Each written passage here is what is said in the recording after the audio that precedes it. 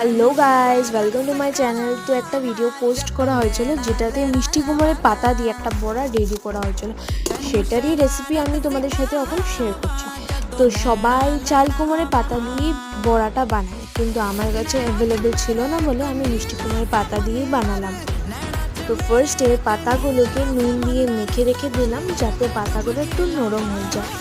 তারপর কুচনো মিষ্টি কুমড়ো, রসুন, লঙ্কা, ধনেপাতা, পেঁয়াজ একটা বাটিতে নিয়ে তার মধ্যে নুন, হলুদ, সর্ষে বাটা আর সর্ষের তেল অ্যাড করে একটা পনিরের কিউব ক্রাশ করে ভালো করে মেখে নেওয়া হলো।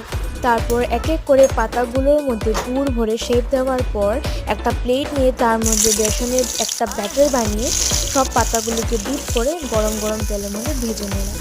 আর এটা খেতে খুবই ভালো হয়েছিল। আর যদি তোমাদের আমার ভিডিওটা ভালো লেগে থাকে তো please like, share and subscribe.